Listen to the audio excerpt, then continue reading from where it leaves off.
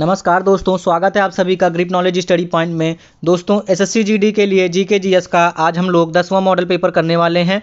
दोस्तों आपके एग्जाम में बिल्कुल ऐसे ही क्वेश्चंस आने वाले हैं और अगर आपने अभी तक इसके पहले की वीडियो नहीं देखी है तो चैनल के प्लेलिस्ट में जाके देख लीजिए। प्लेलिस्ट का लिंक आपको वीडियो के डिस्क्रिप्शन में मिल जाएगा। और अगर आपने अभी तक इस चैनल को सब्सक्राइब नहीं किया है तो सब्सक्राइब करके नोटिफिकेशन बेल ऑन कर लीजिए और आज के इस क्लास को अपने दोस्तों को जरूर शेयर कर दीजिएगा। तो चलिए दोस्तों शुरू करते हैं। पहला क्वेश्चन है दोस्तों, किस वायसराय के कार्यकाल के दौरान भारत की राजधानी कलकत्ता से स्थानांतरित होकर दिल्ली बनी थी? चलिए दोस्तों आंसर करिएगा आप लोग फर्स्ट क्वेश्चन का। और हर क्वेश्चन के लिए आप सभी को दोस्तों 5 सेकंड का टाइम दिया जाएगा, तो सभी क्वेश्चंस का आप लोग सीक्वेंस में आंसर करिएगा। चलिए दोस्तों आंसर करिएगा फर्स्ट क्वेश्चन का। राइट आंसर हो जाएगा दोस्तों ऑप्शन बी, लॉर्ड हार्डिंग। याद रखना आप सभी को, लॉर्ड हार्डिंग के कार्यकाल के दौरान भारत की राजधानी कलकत्ता से स्थानांतरित होकर दिल्ली बनी थी। चलिए देखते हैं अगला क्वेश्चन दोस्तों। क्वेश्चन नंबर 2 है, निम्नलिखित में से कौन कनिष्क के राजवैद्य थे? आंसर करना है दोस्तों आप सभी को क्वेश्चन नंबर 2 का। चलिए राइट आंसर हो जाएगा दोस्तों ऑप्शन सी। याद रखना है आप सभी को दोस्तों, कनिष्क के राजवैद्य चरक थे। याद रखना है, कनिष्क के राजवैद्य चरक थे। चलिए देखते हैं अगला क्वेश्चन। क्वेश्चन नंबर 3 है, गंगा नदी और सिंधु नदी तंत्र के बीच कौन सा क्षेत्र है जो जल क्षेत्र को पृथक करता है? आंसर करिएगा दोस्तों आप सभी क्वेश्चन नंबर 3 का। क्वेश्चन का राइट आंसर हो जाएगा दोस्तों ऑप्शन डी। याद रखना आप सभी को दोस्तों, गंगा नदी और सिंधु नदी तंत्र के बीच अंबाला हरियाणा क्षेत्र है जो जल क्षेत्र को पृथक करता है। चलिए देखते हैं अगला क्वेश्चन। क्वेश्चन नंबर 4 है दोस्तों, अधीनस्थ न्यायालयों का पर्यवेक्षण कौन करता है? आंसर करिएगा दोस्तों आप सभी क्वेश्चन नंबर 4 का।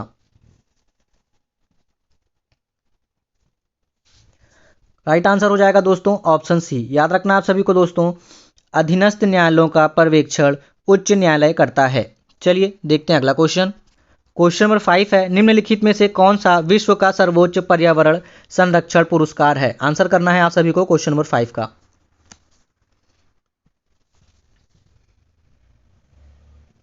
राइट आंसर हो जाएगा दोस्तों ऑप्शन बी। याद रखना आप सभी को दोस्तों, गोल्डन पांडा पुरस्कार विश्व का सर्वोच्च पर्यावरण संरक्षण पुरस्कार है। चलिए बढ़ते हैं अगले क्वेश्चन की ओर।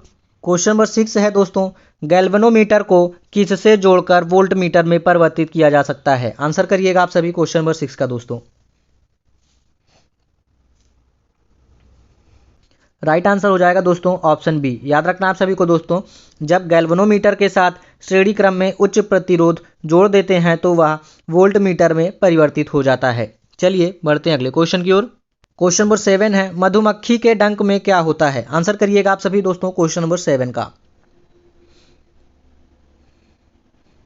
क्वेश्चन का राइट आंसर हो जाएगा दोस्तों ऑप्शन ए। याद रखना आप सभी को, मधुमक्खी के डंक में अम्लीय तरल होता है और यह अम्लीय तरल मेथोनोइक एसिड होता है। चलिए दोस्तों बढ़ते हैं अगले क्वेश्चन की ओर। क्वेश्चन नंबर 8 है दोस्तों, भिन्न भिन्न प्राथमिकताओं के चलने के कारण ट्रैफिक को संभालने के लिए कौन सी शेड्यूलिंग सर्विस का प्रयोग किया जाता है? आंसर करना है आप सभी को क्वेश्चन नंबर 8 का।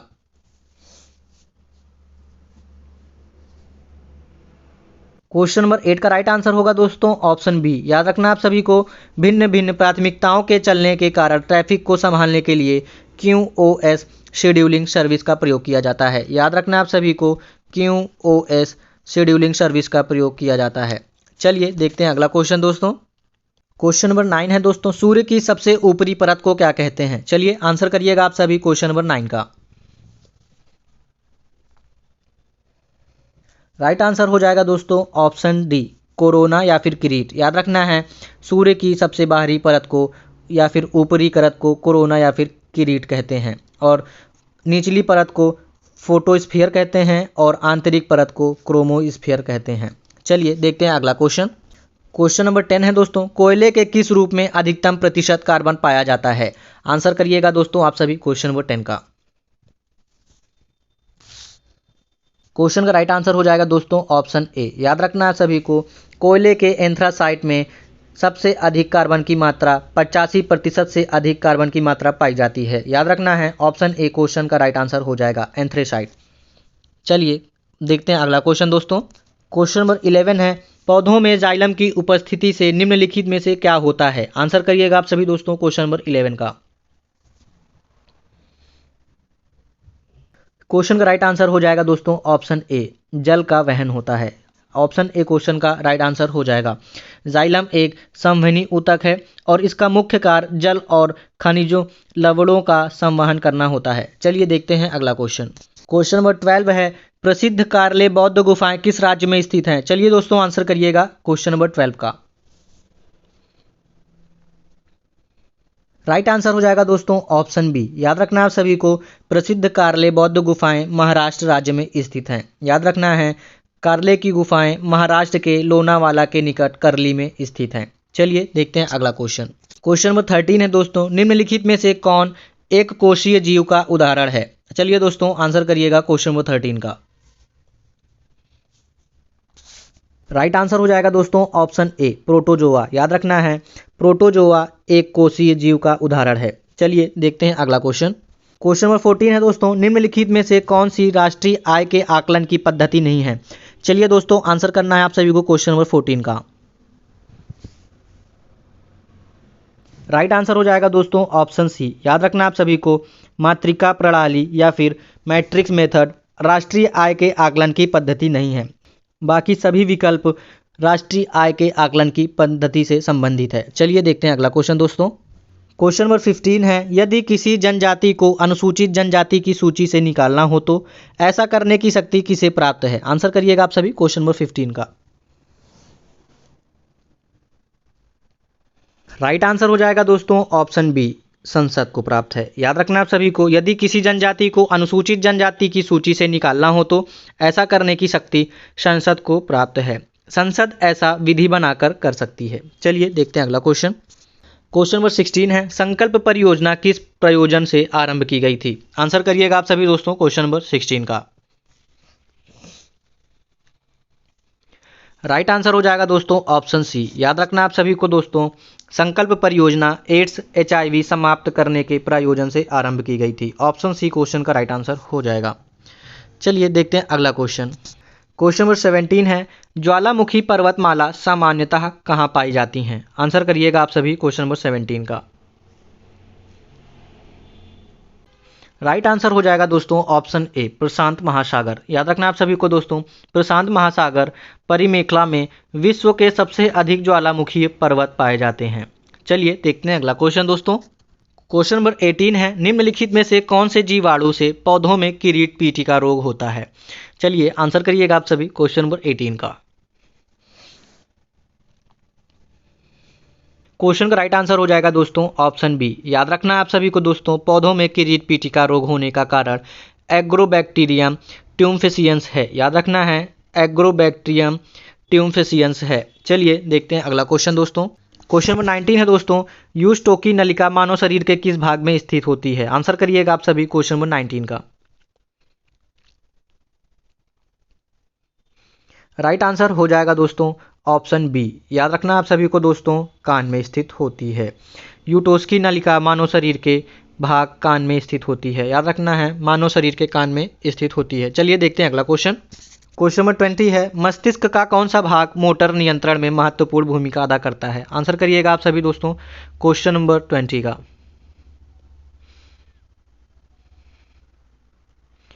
राइट आंसर हो जाएगा दोस्तों ऑप्शन ए। याद रखना है आप सभी को, मानव मस्तिष्क का सेरिबेलम वाला भाग जो कि शरीर का संतुलन बनाए रखता है और ऐच्छिक पेशियों के संकुचन पर नियंत्रण करता है।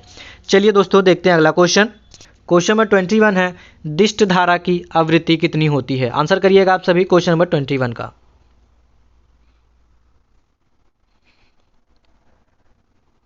क्वेश्चन का राइट आंसर हो जाएगा दोस्तों ऑप्शन ए 0 होती है। याद रखना है, दिष्ट धारा की आवृत्ति 0 होती है।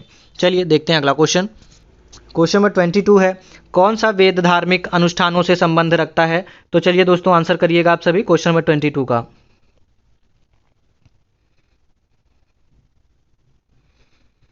राइट आंसर होगा दोस्तों ऑप्शन बी यजुर्वेद। याद रखना है, यजुर्वेद में अधिकांशतः यज्ञों और हवनों के नियम और विधान हैं और इस ग्रंथ से धार्मिक जीवन एवं धार्मिक अनुष्ठानों की जानकारी मिलती है। चलिए दोस्तों देखते हैं अगला क्वेश्चन। क्वेश्चन नंबर 23 है, निम्नलिखित रोगों में से कौन सा रोग फफूंद फंगस के कारण होता है? आंसर करिएगा दोस्तों आप सभी क्वेश्चन नंबर 23 का। क्वेश्चन का राइट आंसर होगा दोस्तों ऑप्शन डी दाद। याद रखना है आप सभी को, दांत रिंग्स नामक रोग कवक या फिर फफूंद या फिर फंगस के वजह से होता है, और जबकि तुंडिका शोथ टॉन्सिल विषाणु एवं जीवाणु के कारण होता है। चलिए दोस्तों देखते हैं अगला क्वेश्चन। क्वेश्चन नंबर 24 है, किस पड़ोसी देश को land of the thunder dragon कहा जाता है? आंसर करिएगा दोस्तों आप सभी क्वेश्चन नंबर 24 का। राइट आंसर होगा दोस्तों ऑप्शन डी। याद रखना आप सभी को, भूटान को land of the thunder dragon और land of the thunderbolt कहते हैं, और भूटान की राजधानी थिम्पू है। चलिए देखते हैं अगला क्वेश्चन। क्वेश्चन नंबर 25 है दोस्तों, भारत की संविधान सभा की संघ शक्ति समिति के अध्यक्ष कौन थे? आंसर करिएगा आप सभी क्वेश्चन नंबर 25 का दोस्तों। राइट आंसर होगा दोस्तों option A, doctor Rajendra Prasad. याद रखना है, संविधान सभा की संघ शक्ति समिति और झंडा समिति के अध्यक्ष डॉक्टर राजेंद्र प्रसाद थे। तो दोस्तों आज की इस वीडियो में कुल 25 क्वेश्चंस कवर किए हैं जीके जीएस का, जो कि मोस्ट इंपॉर्टेंट और सिलेक्टेड क्वेश्चंस थे। आज का यह वीडियो आप लोगों को कैसा लगा आप नीचे कमेंट बॉक्स में ज़रूर बताइएगा, और अगर आज का यह वीडियो आपको हेल्पफुल लगा हो तो अपने दोस्तों को ज़रूर शेयर कर दीजिएगा, और इस चैनल पर नए हो तो चैनल को सब्सक्राइब करने के बाद नोटिफिकेशन बिल ऑन कर लीजिएगा, ताकि जब भी क्लास हो नोटिफिकेशन आपको प्राप्त हो सके। धन्यवाद।